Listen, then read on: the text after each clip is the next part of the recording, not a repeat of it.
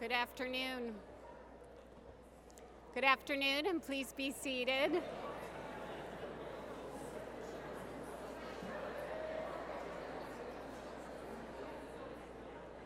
What a beautiful fall day in Vermont, and what a wonderful reception for our students in the class of 2022. My name is Dr. Krista Tsela, and I am the Associate Dean for Students here at the Robert Larner College of Medicine at the University of Vermont. It is my pleasure to welcome the students in the class of 2022, their families, their friends, and the faculty and staff who have joined us today to celebrate this important milestone in their medical education, including the University of Vermont President Sullivan and his wife Leslie Sullivan. Thank you so much.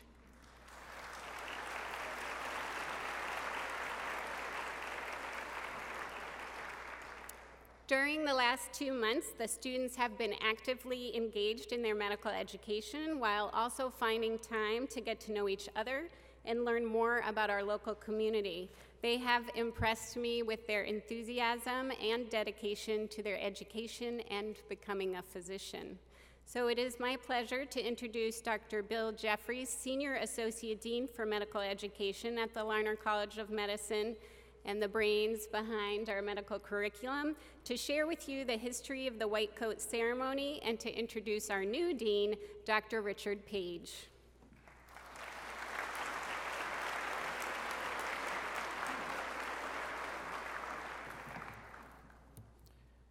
It's always a little worrisome to hear myself described as the brains behind the new curriculum. It's not. So good afternoon. I'm pleased to add my welcome to the class of 2022 and to all of the faculty, families, friends, and distinguished guests and alumni, and of course our president and his lovely wife, to be here to celebrate this milestone on your journey to becoming a physician. The white coat ceremony marks the official recognition of the first-year students' entry into the medical profession. Although the ceremony is sometimes seen as a long-standing tradition in the 200-plus year history of UVM, the ceremony's origins are actually quite recent. The first white coat ceremony was started in 1993 at the Columbia University College of Physicians and Surgeons by Dr. Arnold P. Gold, a pediatric neurologist who was renowned for his devotion to humanism in medicine. And sadly, Dr. Gold passed away at the age of 92 earlier this year. But the faculty at the Larner College of Medicine quickly adopted this ceremony because they saw value in Dr. Gold's insights and felt the need to formally affirm the humanistic aspects of patient care, the call to the vocation of medicine, and the tremendous responsibility that students would be expected to assume. This ceremony also struck a chord with humanistic faculty and students everywhere, and it was very quickly embraced by medical schools and other health professional schools around the country. Currently, a white coat ceremony or similar rite of passage, aided through the Gold Foundation, takes place at most colleges of medicine and nursing in the United States. The white coat ceremony at UVM is simply intended as a formal recognition of the student's transition from aspirant to participant in clinical medicine. Thus, students are welcomed by their dean, officials of the health system, and other respected leaders who represent the value system of the college and the new profession the students are about to enter. The conferral of the white coat, a powerful symbol of the medical profession, is a tangible expression that demonstrates this bonding process. In the words of Dr. Gold, the white coat is personally placed on each student's shoulders by individuals who believe in the student's ability to carry on the noble tradition of doctoring. It is a personally delivered gift of faith, confidence, and compassion. It's really an affirmation of everything we knew about you when you applied to this school. And you are the culmination of that process, and we're very proud of all of you. This is just the beginning of a rich and varied journey. Each of you will travel in your own way. So let me welcome you formally to what will hopefully be a long and satisfying career.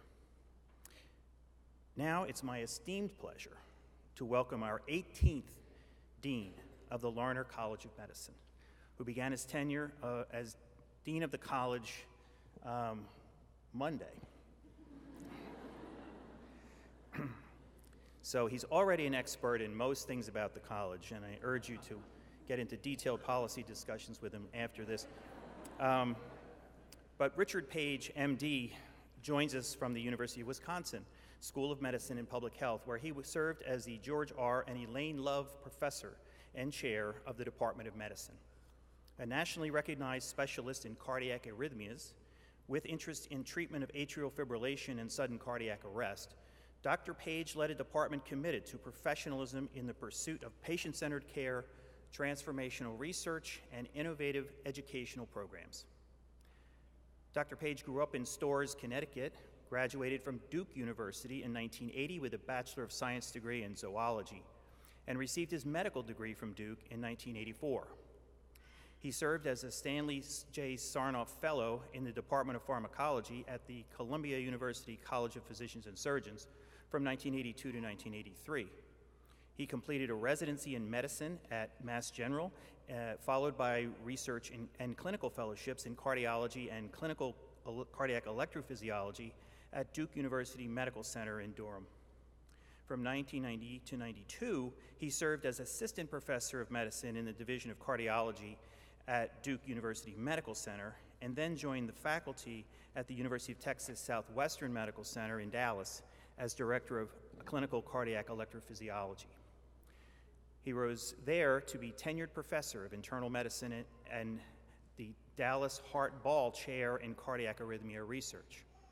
From 2002 to 2009, he served as the Robert A. Bruce Endowed Chair in Cardiovascular Research and head of the Division of Cardiology at the University of Washington School of Medicine in Seattle, where he also earned a certificate in medical management in 2007. In 2009, he assumed his chair position at the University of Wisconsin School of Medicine and Public Health. Dr. Paige has more than 200 publications, articles, and book chapters, and has served on numerous national committees. At his first of what is sure to be many amazing Larner College of Medicine milestones, I'm pleased to introduce to our community Dr. Richard L. Paige, Dean of the Larner College of Medicine.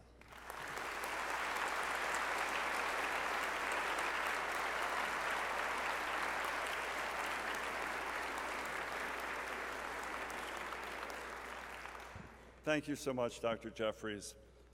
What a beautiful day in New England. It reminds me of days growing up as a kid in Connecticut. I never dreamed I'd have the honor of serving as your dean. To the class of 2022, congratulations on reaching this important milestone. Some of you discovered this career path later in life, while others of us announced we were going to become a doctor at the age of 2, or so I was told. No matter, we all look forward to wearing our first white coat. You'll find that when you wear a white coat, you feel different, and you're treated differently. People respect doctors a lot, and they trust us with their stories, their secrets, their bodies.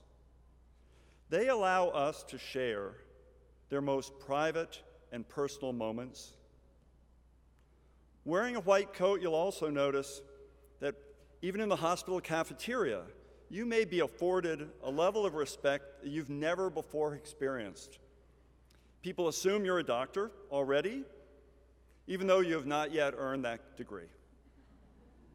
Or perhaps they know that you are a student, but they're showing respect for what you've accomplished already and for the doctor you will become. I recall a World War II veteran, a man in his 50s, who was one of my first patients. I was wearing my new white coat, a little bit shorter, and I was sent into his room to obtain a history and a physical and put in an IV. The history and physical went okay, maybe a bit clumsy. I was still getting the hang of this. Putting in the IV was another matter. And after 15 minutes, as I looked at this arm, not yet with an IV in place, but with several puncture wounds. I was lost as to what to do. And I'll never forget what this man said to me. He looked up at me and said, "Don't worry, Doc, you'll get it next time." Just think of the gift that he was giving me by allowing me to learn. If he thought I was a doctor when I walked in, it was absolutely clear there was not a doctor in the room at that moment. Your patients will give you the same gift, and never forget the gift your patients are giving you throughout the many years of education and training you have before you. Now, the white coat is a symbol of our profession, and we must earn the right to wear it. In a few minutes, I get to lead you in the oath of our profession. My class took the Hippocratic Oath the day before our graduation, and this scroll, signed by my dean, is so far the only item that I've managed to hang up in my new office. These oaths remind me, and should remind you, of the covenant we enter into as we become physicians and when we put on this white coat. In fact, I'm proud to tell you that I'm joining you. This is the first day I get to wear my Larner College of Medicine white coat. Now, I like to summarize what the white coat promises in a single word: professionalism. This is my true north. Professionalism can be described as each of us exhibiting and promoting the finest characteristics of physician. Professionalism is demonstrated by altruism, accountability, fairness, inclusion, and treating everyone with kindness and respect and compassion. If you keep these ideals of professionalism throughout your career, you'll continue to earn the privilege of wearing the white coat. What's more, you'll experience the great joy and blessings of becoming the best doctor you can be. Now, none of us arrives at this point without the love and encouragement of others.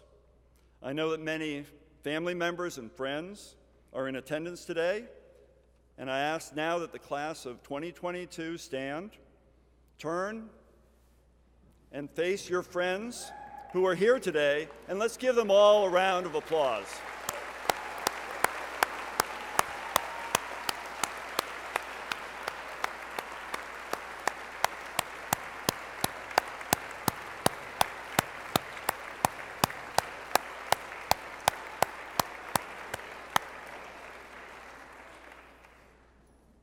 Thank you. Now it's my pleasure to introduce Dr. John Bromstad, Chief Executive Officer of UVM Medical Center and President and CEO of the UVM Health Network. Of special note and pride, Dr. Bromstad is a professor in our Department of Obstetrics, Gynecology, and Reproductive Services. Please join me in welcoming Dr. Bromstad.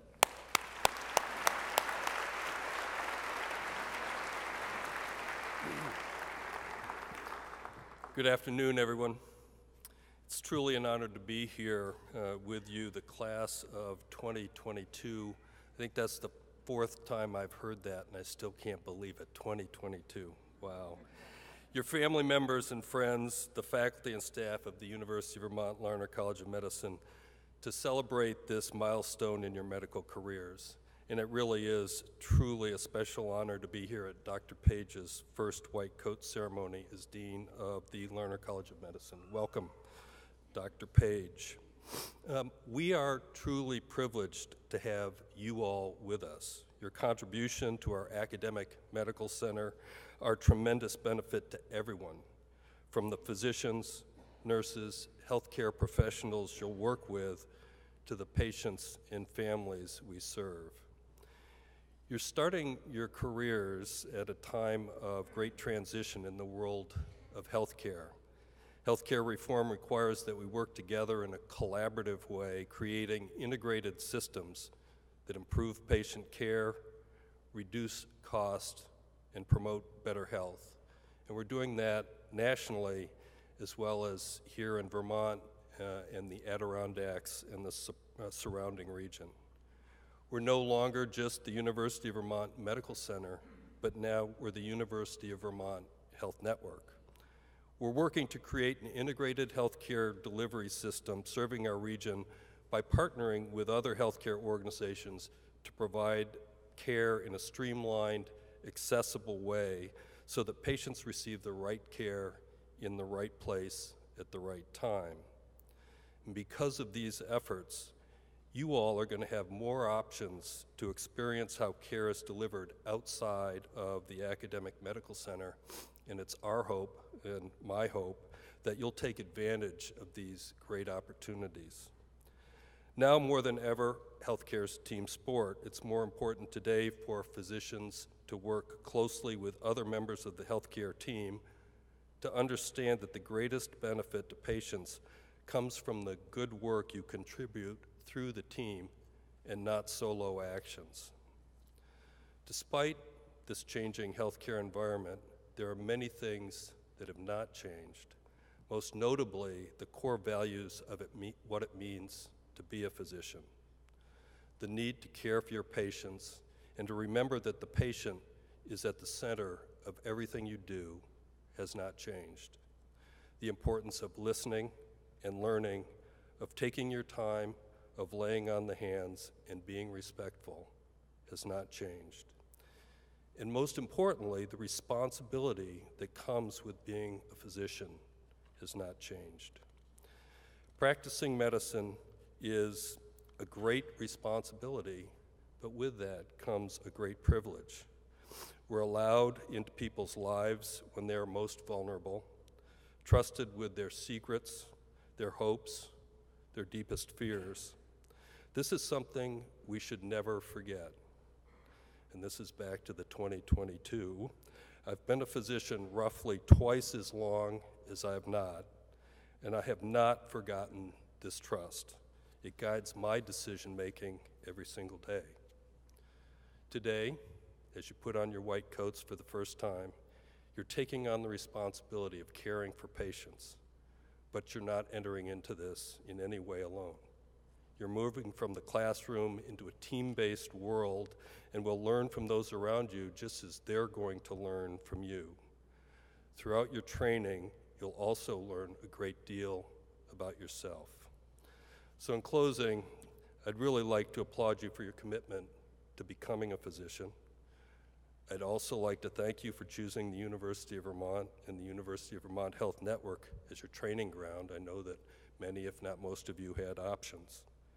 You've chosen a career with great challenges and great rewards, a career that requires hard work, dedication, and sacrifice, that brings endless opportunities for learning, growth, and personal fulfillment. There's a lot to look forward to, and I and my colleagues wish you all the best. Thank you for joining us.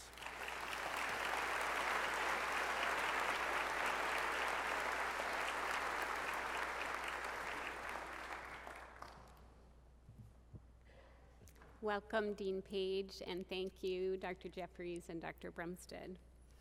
So it's wonderful to see so many family, friends, fellow students, faculty, and staff here to support our students as they receive their white coats. As many of you are aware, and as previously mentioned, this is an important milestone in their medical education. Members of the class of 2022, as your Associate Dean for Students, it is an honor for me to celebrate this event with you. As a clinician, I believe the white coat ceremony to be one of the most significant events in our medical training. The ceremony is an opportunity for members of the medical community to welcome you into the profession of medicine, and for you, as students, to acknowledge and assume the identity and responsibilities of a physician. The practice of medicine is a privilege and requires us to demonstrate attributes such as integrity, altruism, empathy, and excellence, to name a few. As physicians and physicians in training, we need to consistently demonstrate congruence between expressed values and behavior, clinical expertise, and a desire to relieve the suffering of others.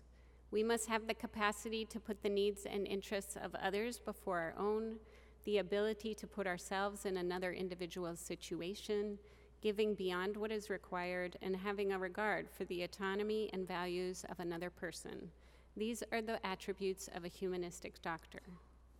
The white coat ceremony is a rite of passage that has been expanded to include the entire healthcare team, acknowledging the importance of compassionate care among all health professionals. In fact, the University of Vermont nursing students will receive their white coat here in Ira Allen Chapel in a few hours. Here at the Larner College of Medicine, the Vermont Integrated Curriculum is also designed to continuously develop collaboration and teamwork, an essential component of optimal healthcare. In addition to sponsoring the white coat ceremony, the Arnold P. Gold Foundation sponsors the Leonard Howe Humanism in Medicine Faculty Award, presented annually to a Larner College of Medicine faculty member who best demonstrates the foundation's ideals of understanding compassion in the delivery of care, respect for patients, their families, and healthcare colleagues, and clinical excellence. We feel that an individual with these attributes is an excellent role model for students entering the profession, and so it has become our tradition to have the winner of this award be the keynote speaker at this event. It is my pleasure to introduce the Larner College of Medicine 2018 Leonard Tao Humanism in Medicine Award recipient, Dr. Ann Doherty, as our guest speaker for today's ceremony. Dr. Doherty is an obstetrician and gynecologist at the University of Vermont Medical Center and an assistant professor and alumna of the Larner College of Medicine. Taking a holistic approach, Dr. Doherty treats the whole patient. She makes decisions in partnership with her patients and takes lifestyle, social activities, and surroundings into consideration, all of which can contribute to the patient's overall health. Dr. Doherty works closely with her patients to develop a specific care plan that is tailored to each patient's need. I would like to share a few quotes from the student nominations and faculty nominations for this award. Time and time again, I saw patients connect with her and experience relief because they were being listened to and treated with compassion. In Tanzania, she continued to seamlessly balance acting as both teacher and compassionate caregiver. I saw her improvise and adapt under incredibly stressful conditions, all while maintaining professional composure. She exemplifies the kind of compassionate and respectful care and mentorship that students hope to someday emulate. It is evident that Dr. Doherty demonstrates the attributes we value in physicians, making her a wonderful role model and mentor for you, our future doctors. Please join me in welcoming Dr. Ann Doherty to the podium.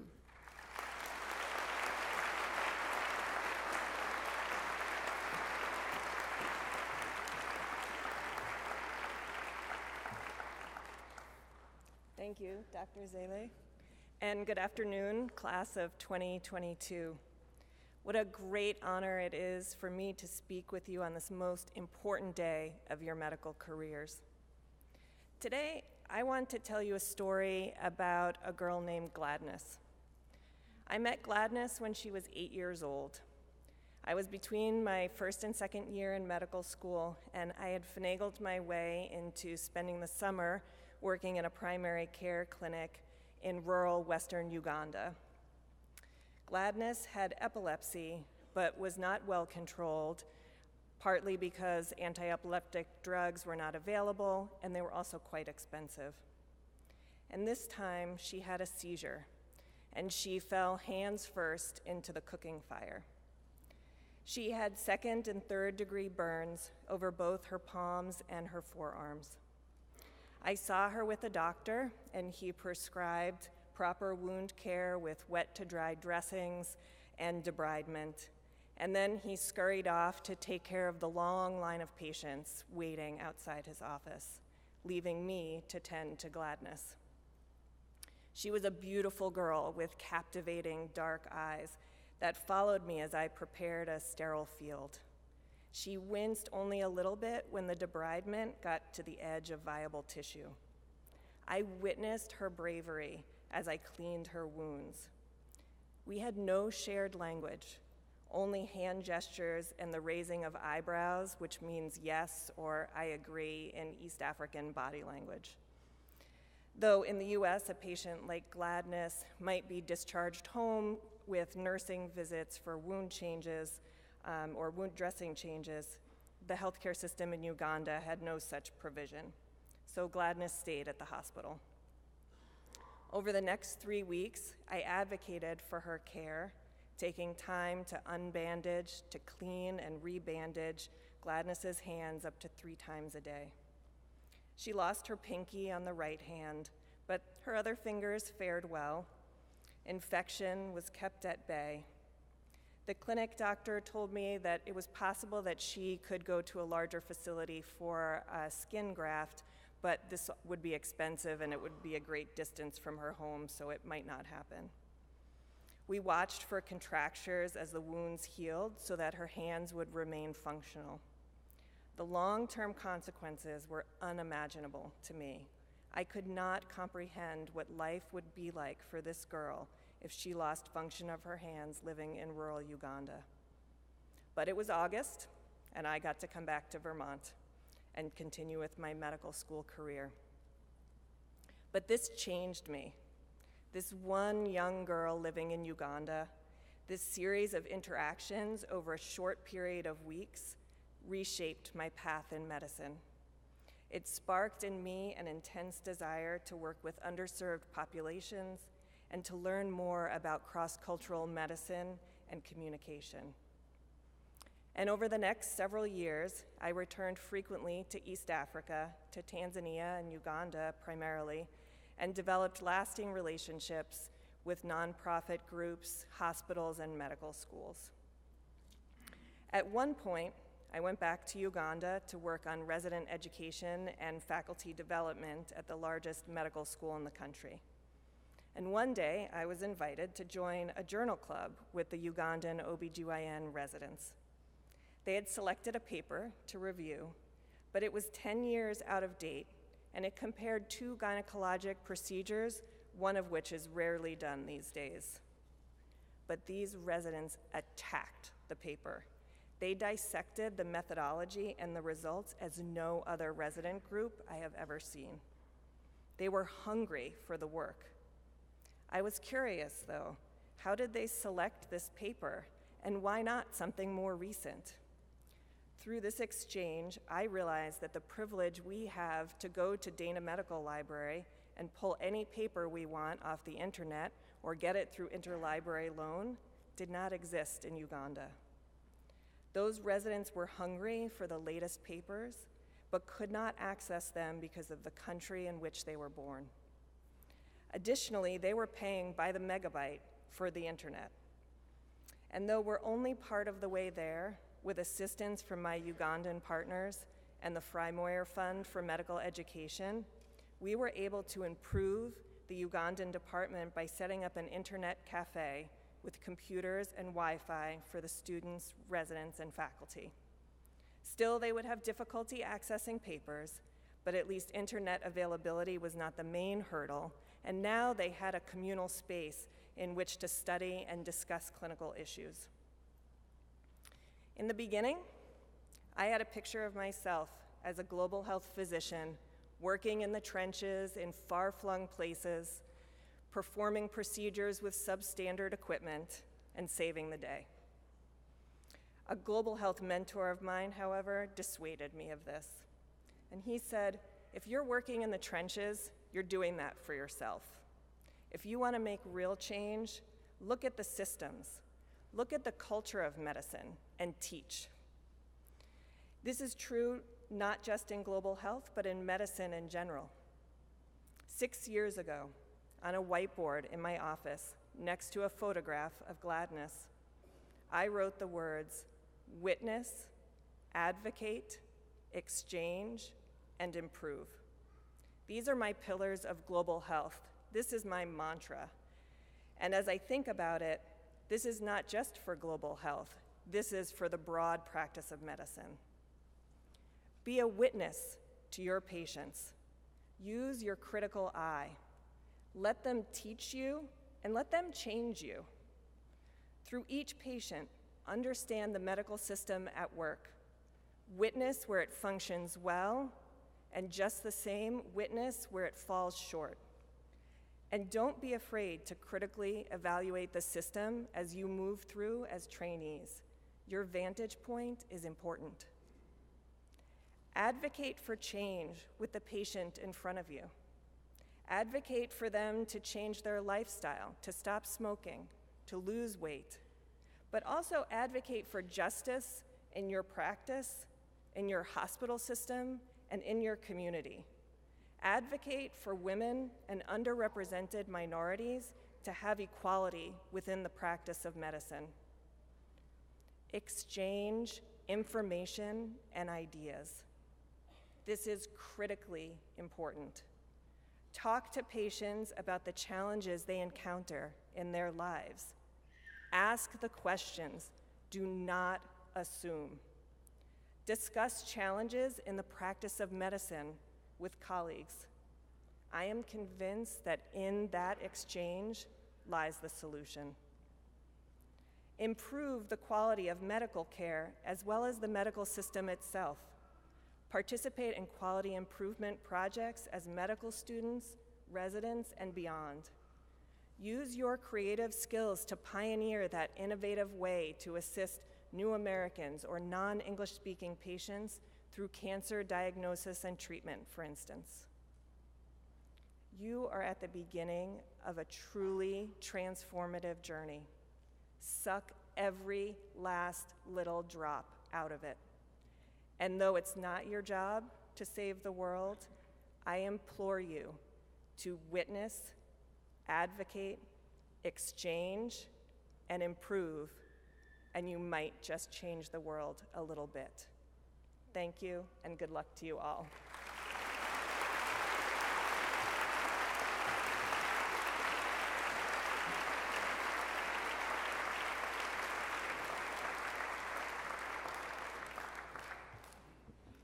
Thank you, Dr. Doherty, for those inspiring words. Students, in just a few moments, you will take to the stage to receive your white coats. So let me just take a minute to provide you with some additional information about the white coats and its contents. As you have heard, the white coat itself symbolizes a standard of professionalism, caring, and trust that must be earned from our patients. It is a personally delivered gift of faith, confidence, and compassion. On the left collar of your coat is a Humanism in Medicine lapel pin supplied by the Arnold P. Gold Foundation. This pin is placed on your coat to remind you of the importance of fostering a culture of respect, dignity, and compassion for your patients and the professionals that you will work with. In your left pocket, you will find a copy of the oath used by the Larner College of Medicine. This oath is adopted from the Oath of Lasagna. That is its actual name, written by Louis Lasagna in 1964. Louis Lasagna was an American physician and professor of medicine who wrote a modernized version of the Hippocratic Oath, which emphasized a holistic and compassionate approach to medicine and is used by many medical colleges today. And finally, in your right pocket, you will find a card with a personal message from an alumni of the Larner College of Medicine. As an alum, I truly value the medical education and the mentoring I received here, and we really hope that you are inspired by the words of your alumni mentor and reach out to them to develop a relationship that will provide you with support and guidance throughout your medical career. We're thankful for the Office of Alumni and Development for spearheading this project, and we really appreciate all the alumni who have reached out to support our students. Students, I have learned that this can be a little bit nerve-wracking for you when you come up and receive your white coats. So remember, even now, just take a nice slow breath in as you learned this morning, and a longer breath out. And as you're standing on the side about to embark across the stage, do the same thing again.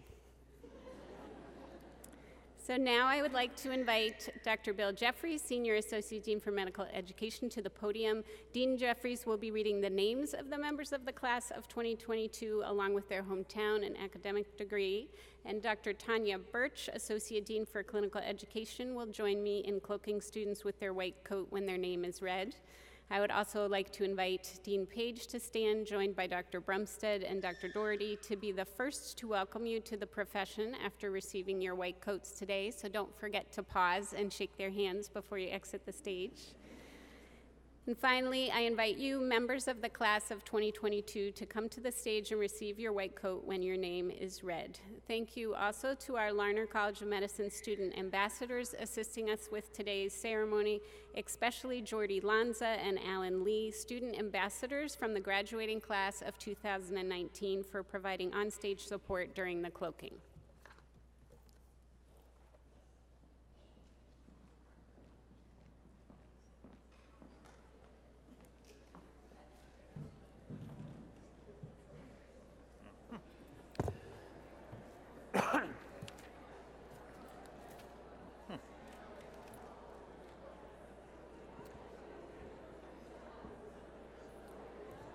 Okay, so I'm back.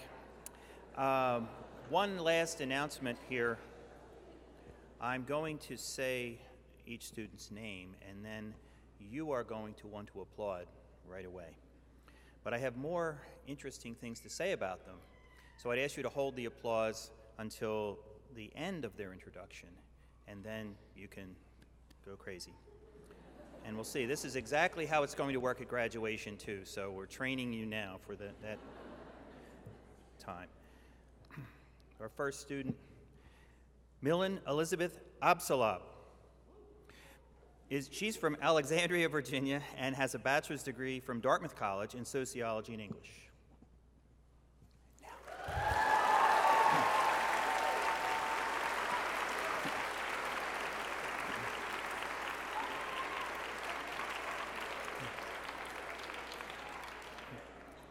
We're working on this. We'll have this down by the end. Samir Aladina is from Tampa, Florida, and has a bachelor's degree from the University of Florida in nutrition.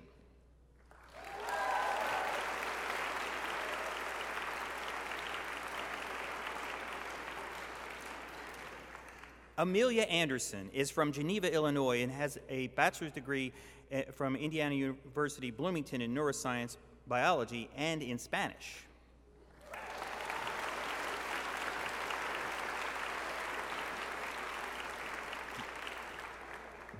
Michael Stephen Barnum is from Virginia Beach, Virginia, and has a bachelor's degree from the University of Vermont in microbiology.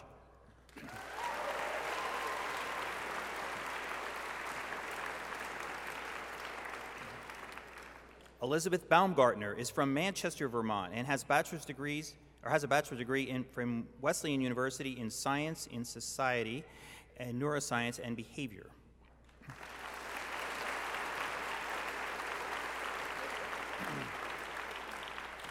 Isadora R. Beach is from Franklin, Tennessee, and has bachelor's degrees from the University of Tennessee, Knoxville, in honors philosophy of science and medicine and Hispanic studies.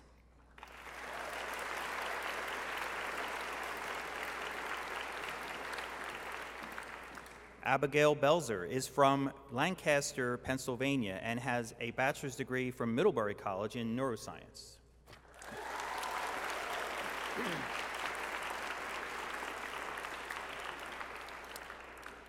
Adrian Nicholas Berg is from Sudbury, Massachusetts, and has a bachelor's degree from Bucknell University in biochemistry and cell biology. There you go.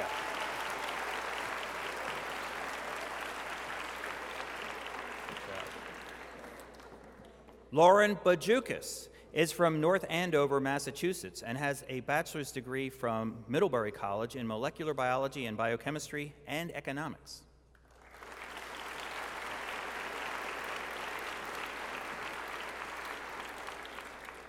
Megan Elizabeth Boyer is from Manchester, Connecticut, and has bachelor's degrees from the University of Connecticut in molecular and cell physiology and in psychology.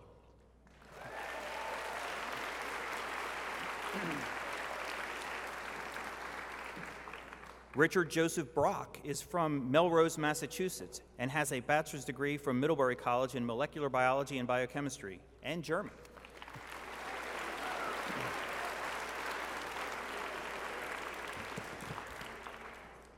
Alexander Brown is from Ann Arbor, Michigan, and has a bachelor's degree from Middlebury College in economics.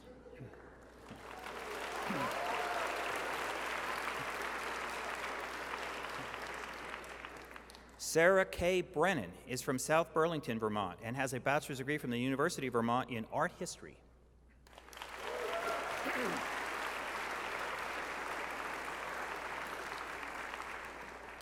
Christian Brooks is from Nutley, New Jersey, and has a bachelor's degree from the College of the Holy Cross in chemistry.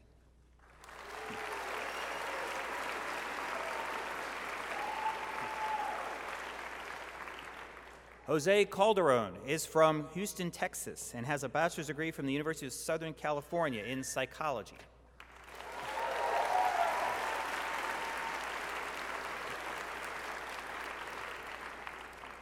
Maggie E. Carey is from Carlsbad, California, and has a bachelor's degree from the University of Southern California in health promotion and disease prevention studies.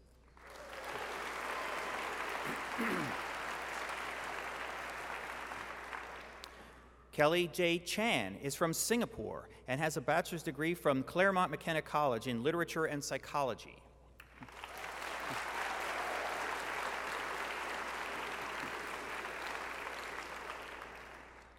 Dina Chanowitz is from New York, New York, and has a bachelor's degree from City University of New York, Hunter College in biology.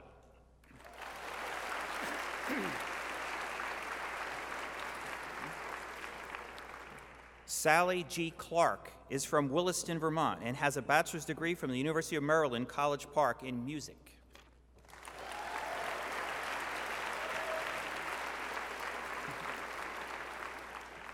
Patrick Daniel Clark is from Brookfield, Connecticut, and has a bachelor's degree from the University of Connecticut in biology.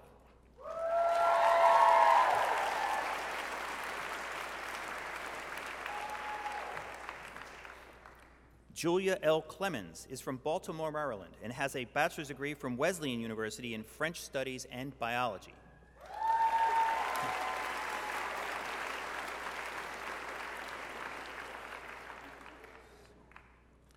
Marlena Klasina Cook is from Saranac Lake, New York, and has a bachelor's degree from the University of New Hampshire, Durham, and a master's degree from the University of Colorado, Denver, Anschutz Medical Campus in mathematics.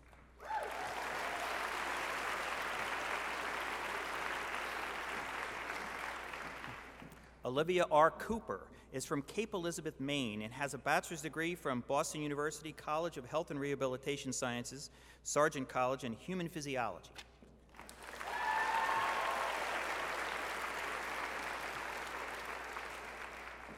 Delaney M. Curran is from Skowhegan, Maine, and has a bachelor's degree from the University of Vermont in biology.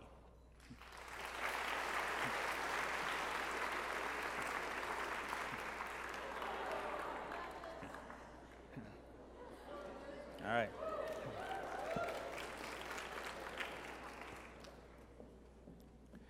Noreen Ali Damji is from Simi Valley, California, and has degrees from Moore Park College and the University of California, Berkeley in public health.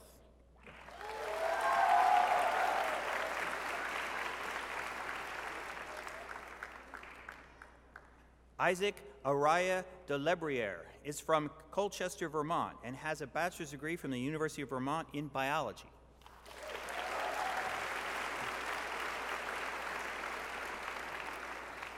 Nicole K. Delgado is from the Woodlands, Texas, and has a bachelor's degree from the University of California, Santa Barbara in biochemistry and molecular biology.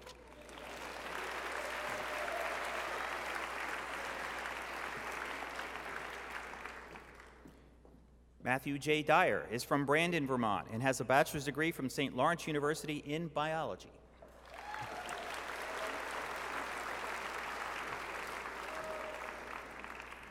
Emily Maya Aiken is from Colchester, Vermont, and has a bachelor's degree from the University of Vermont in biology.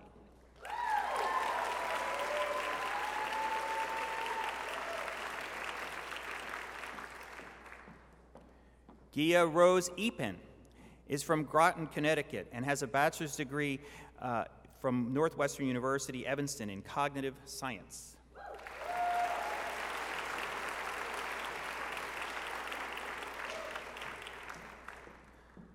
Alum Esamanle is from Ankara, Turkey, and has a bachelor's degree from the University of Florida in psychology, cognitive and behavioral neuroscience, and biology.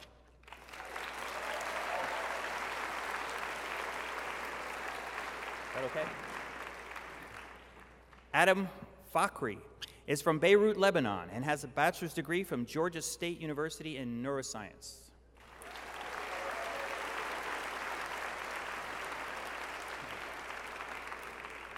Sheridan M. Finney is from Wilton, Connecticut, and has a bachelor's degree from the University of Rochester and a master's degree from Yale University School of Public Health in Brain and Cognitive Sciences.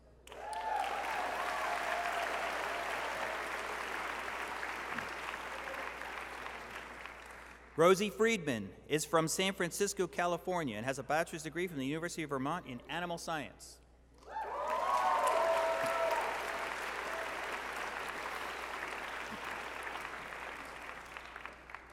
Madeline L. Fritz is from Minneapolis, Minnesota, and has a bachelor's degree from the University of Colorado at Boulder in psychology.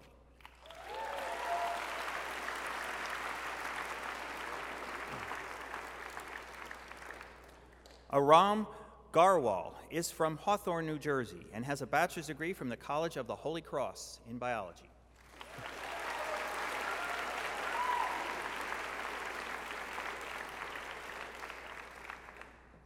Francesca Garofalo is from Norwalk, Connecticut, and has a bachelor's degree from Columbia University in the city of New York in biology.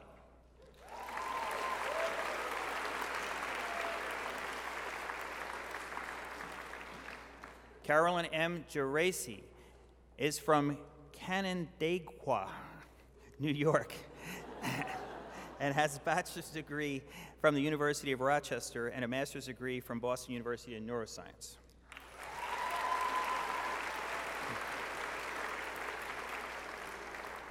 Catherine Joan Gehrig is from Brookfield, Connecticut, and has a bachelor's degree from the University of Connecticut in biomedical engineering.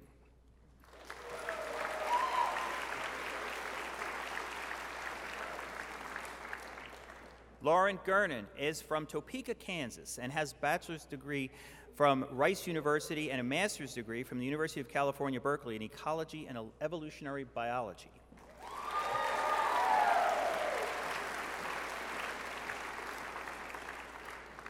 Jeremy Rainville Greenberg is from Manchester, Vermont, and has a bachelor's degree from Colgate University in biology.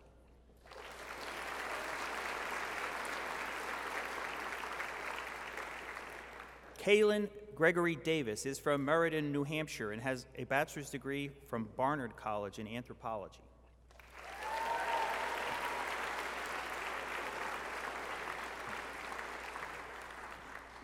Elizabeth Hannah Hahn is from Oklahoma City, Oklahoma, and has a bachelor's degree from the University of Puget Sound in biochemistry.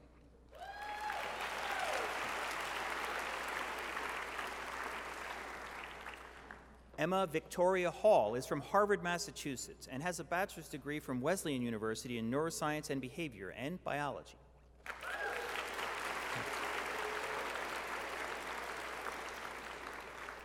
Kelly Erin Harmon is from Cheshire, Massachusetts, and has a bachelor's degree from the University of Vermont and a master's degree from Boston University in biochemistry.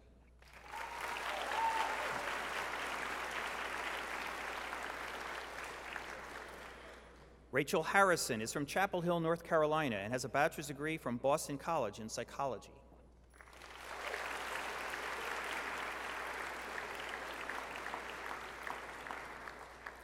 Alyssa N. Heiser is from Bristol, Connecticut, and has a bachelor's degree from the College of the Holy Cross in biology.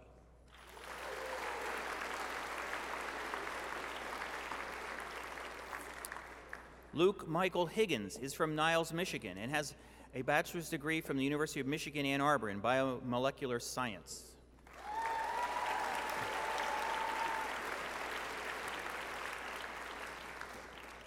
Matthew Charles Hill is from Medway, Massachusetts, and has a bachelor's degree from Hamilton College in psychology.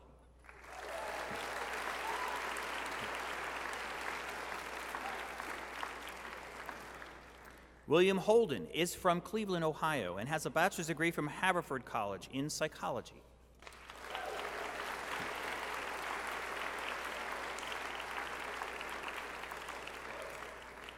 Seneca D. Hudson is from Chicago, Illinois, and has a bachelor's degree from the University of Rochester in neuroscience.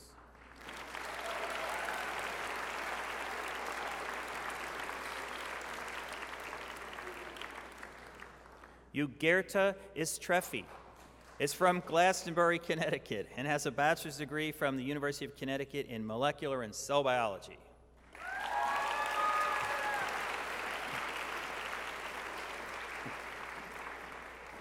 Benjamin D. Kagan is from Essex, Vermont, and has a bachelor's degree from the University of Vermont in chemistry.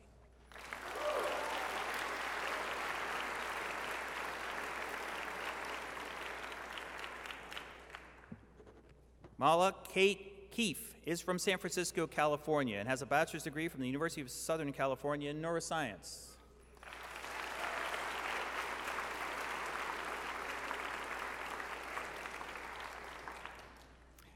Diane Kim is from San Jose, California, and has a bachelor's degree from Williams College in biology.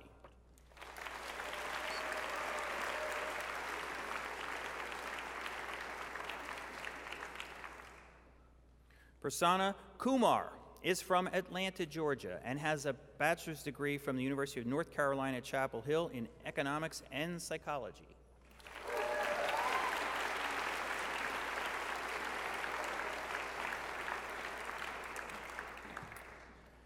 Alexandra Elizabeth Kuzma is from Washington Crossing, Pennsylvania, and has a bachelor's degree from Middlebury College in neuroscience.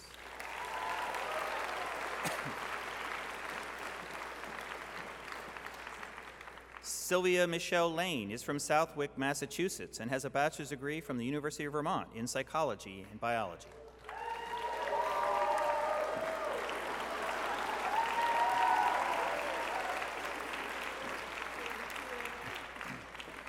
Kyle William Leonard is from Rochester Hills, Michigan, and has a bachelor's degree from the University of Alabama in chemical engineering.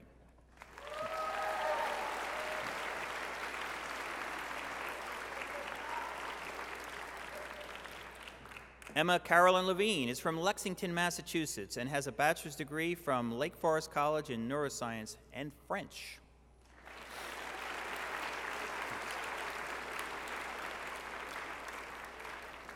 Tiara Victoria Lynch is from Teos, New Mexico, and has a bachelor's degree from Dartmouth College in philosophy.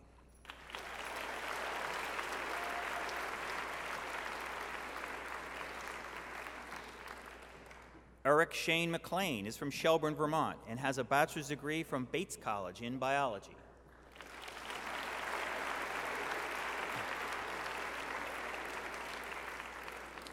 Rachel Mather is from Westford, Massachusetts, and has a bachelor's degree from the University of Massachusetts Lowell in public health.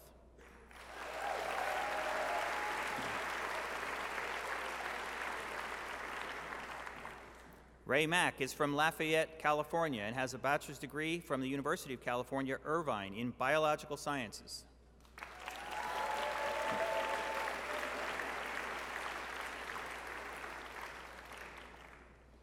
Taylor D. Marquis is from Swanton, Vermont, and has a bachelor's degree from Harvard University in human developmental and regenerative biology.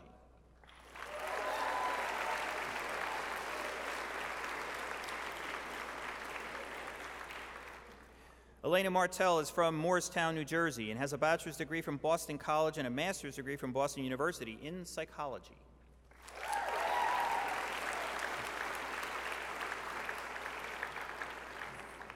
Rose M. Martin is from Glastonbury, Connecticut, and has a bachelor's degree from Southern Connecticut State University in communication.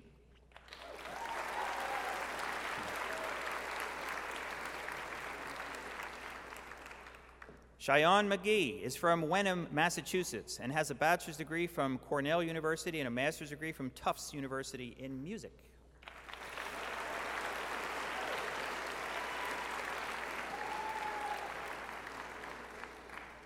Colby McGinn is from Brattleboro and has a bachelor's degree from the University of Vermont in mathematics.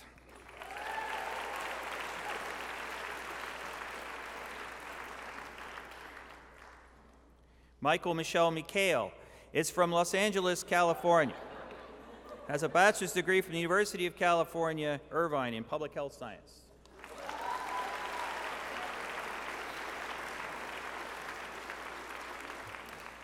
Allison Miller is from Buffalo, New York, and has a bachelor's degree from Cornell University in American Studies.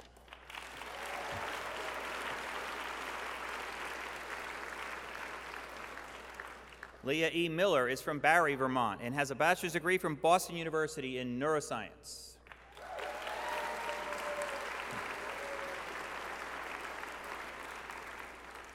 Colin Boynton Montgomery is from Lynchburg, Virginia, and has a bachelor's degree from the University of Virginia in global public health.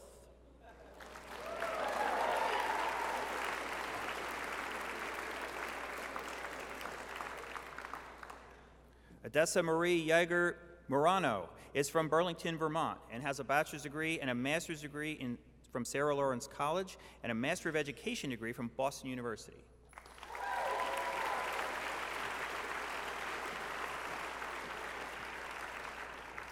Adam Moorhead is from Burlington, Vermont, and has a bachelor's degree from Yale University in molecular, cellular, and developmental biology.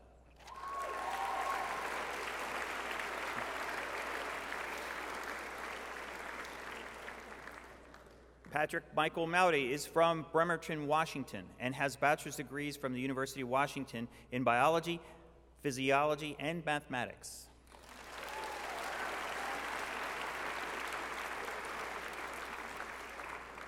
Francis T. M2K is from Plano, Texas, and has a bachelor's degree from Texas A&M University in biomedical science.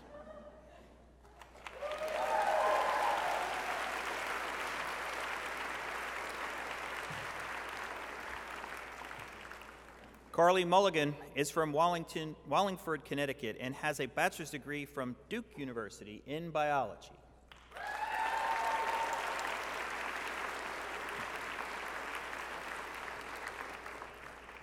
Michelle A. Oberding is from Shelburne, Vermont, and has a bachelor's degree from St. Michael's College in biochemistry.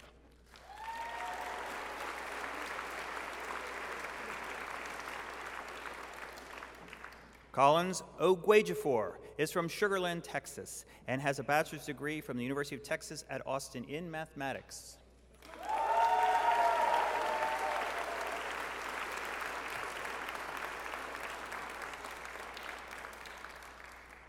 Kathleen Rose O'Hara is from Simsbury, Connecticut, and has a bachelor's degree from the College of the Holy Cross in foreign language and psychology.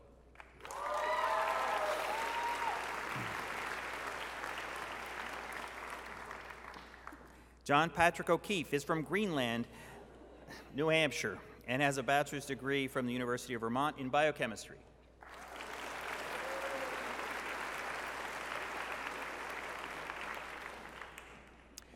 Ambrose Robbins Orr is from Burlington, Vermont, and has a bachelor's degree from the University of Vermont in medical technology.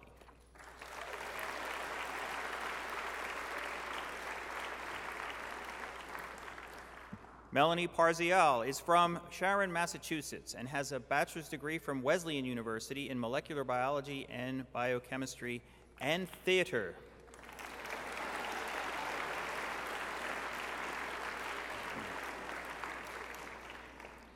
Caitlin Pepper is from Burnt Hills, New York, and has a bachelor's degree from the University of Vermont in biological sciences.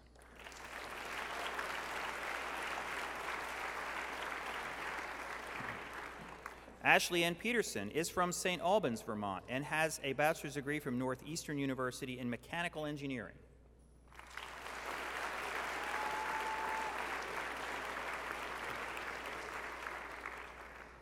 Alexa Keller Pius is from Essex, Vermont, and has a bachelor's degree from Tufts University in biopsychology.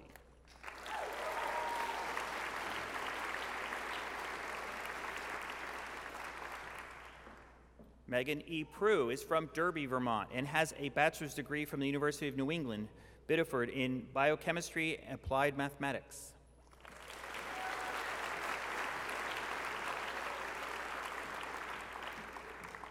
Olivia Elizabeth Quatella is from Rochester, New York, and has a bachelor's degree from the University of Rochester in microbiology.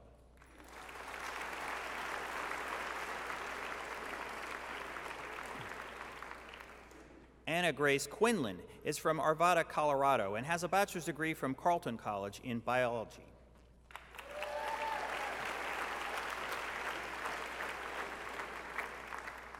Samuel A. Raska is from Charlotte, Vermont, and has a bachelor's degree from the University of Vermont in biological sciences.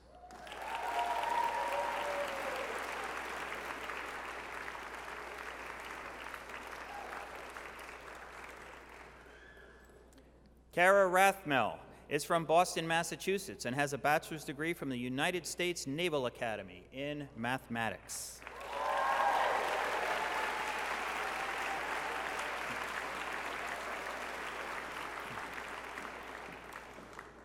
Adam Douglas Jackson Ross is from Pasadena, California, and has a bachelor's degree from the University of San Francisco in honors biology.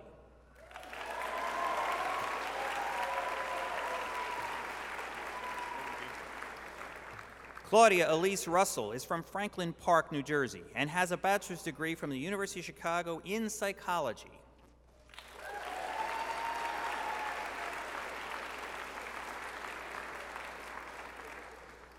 Mahaneha Salim is from Guilford, Connecticut, and has a bachelor's degree from the University of Connecticut in molecular biology.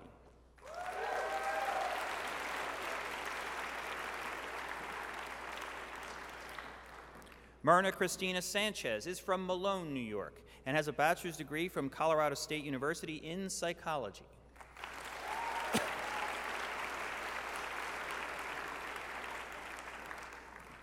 Lauren Schlussel is from Los Angeles, California, and has a bachelor's degree from the University of California, Berkeley in molecular environmental biology.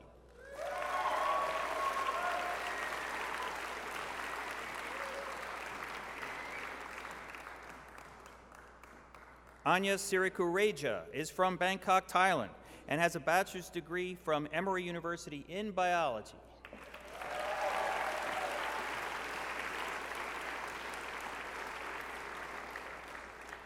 Amy Virginia Stedman is from Kennebunkport, Maine, and has a bachelor's degree from Northeastern University in psychology.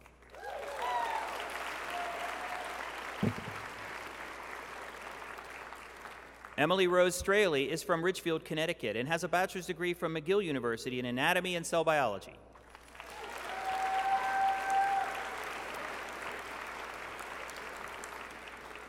Kayla J. Sturdivant is from Essex Junction, Vermont, and has a bachelor's degree from Pratt Institute in Fine Arts.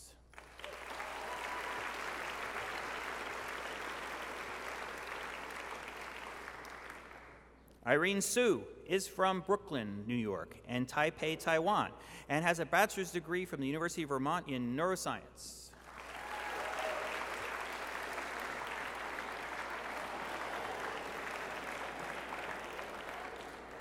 Michael Ibrahim Tabit is from Colchester, Vermont, and has a bachelor's degree from McGill University in physiology.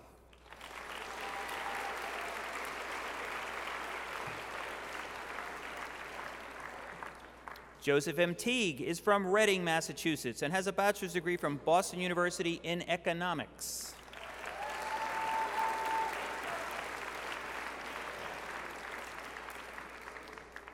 Zainab Tech is from Woodbridge, Connecticut, and has a bachelor's degree from Barnard College in neuroscience.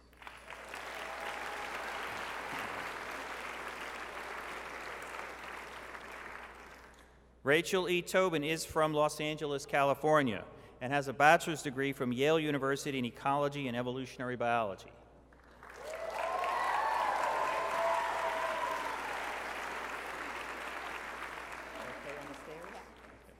Fong Tran is from Waltham, Massachusetts, and has a bachelor's degree from Brandeis University in biology.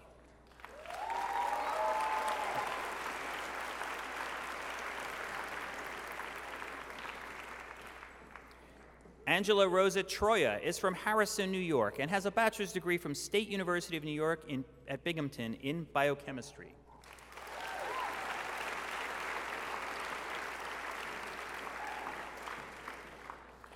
Nicole J. Turgeon is from Warwick, Rhode Island, and has a bachelor's degree from the University of Rhode Island in medical laboratory science.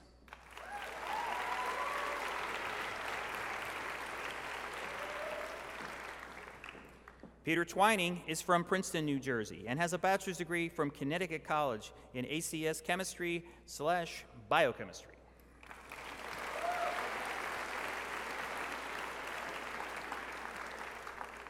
Allison Zen is from Concord, California, and has bachelor's degrees from the University of California, Davis in neurobiology, physiology and behavior, and comparative literature.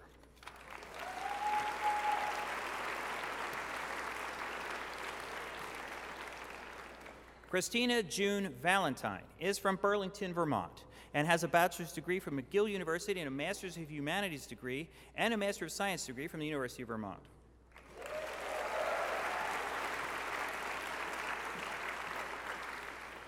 Muhammad A. Wali is from Bensalem, Pennsylvania, and has a bachelor's degree from Drexel University and master's degree from Drexel University in biomedical engineering.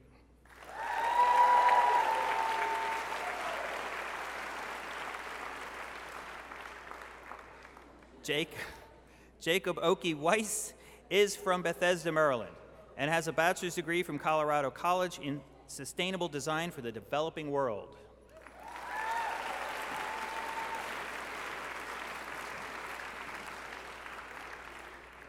Jenna Bria Wells is from Morrisville, Vermont, and has a bachelor's degree from State University of New York at Stony Brook in health science.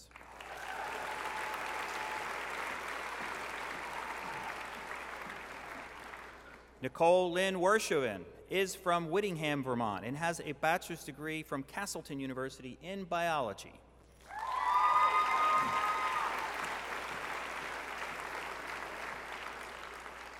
Emerson Wheeler is from Walpole, Massachusetts, and has a bachelor's degree from the University of Massachusetts Amherst in kinesiology.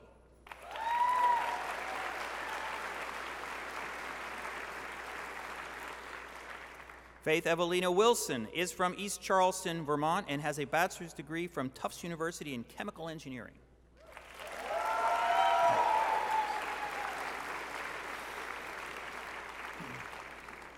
Hakeem Youssef is from Dix Hills, New York, and has a bachelor's degree from State University of New York at Stony Brook in pharmacology.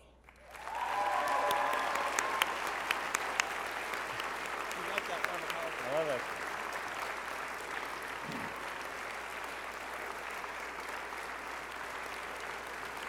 Honored guest, this is the class of 2022.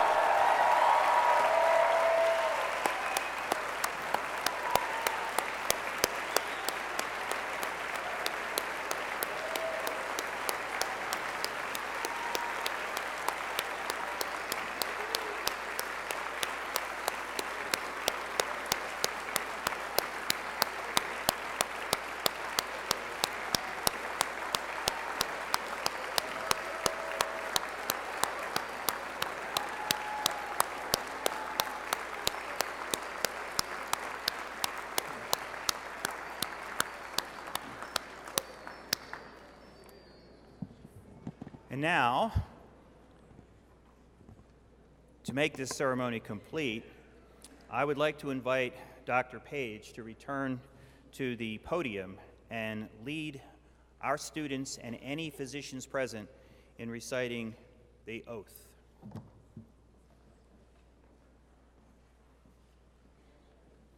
Thank you, Dr. Jeffries. And congratulations to our students. We're going to conclude today with recitation of the oath to mark this milestone for our students as they embark in their careers. I invite the students now to stand, and any other physicians who would like to reaffirm their commitment to stand and join us. And we'll say this together. Okay? Everybody ready? I swear, to the best of my ability, this covenant. I will respect the scientific gains of those physicians and scientists in whose step I will walk, and gladly share such knowledge as is mine with those who are to follow. I will remember that there is both art and science to medicine. I will pursue the expansion of my knowledge throughout my life for the benefit of my patients. I will practice medicine with conscience and dignity. I will respect the privacy of my patients and not judge them. I will prevent disease whenever I can, for prevention is preferable to cure. Most especially, I will tread with care in matters of life and death. If it be merely within my abilities to help ease suffering at the end of a life, may I face this awesome responsibility with humility and awareness of my own frailty. I vow always to act to preserve the finest traditions of my calling, and may I long experience the joy of healing those who seek my help. Congratulations again to the students.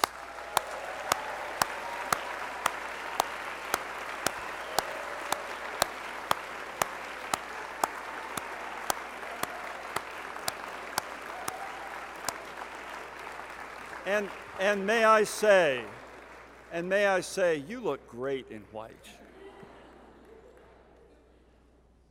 I want to thank the family and friends who have joined us today in celebrating this important day.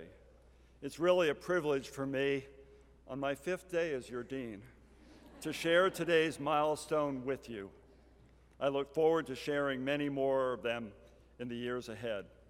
We will take a class photo, so after the recessional, I'll ask the students to go directly to the front steps of the Billings Library, and for family and friends to await for the students to exit via the side doors. We welcome everyone to join us for a reception at the Grand Maple Ballroom in the Davis Center, a short walk or shuttle trip across this campus. Thank you so much for joining us today, and again, congratulations to the class of 2022.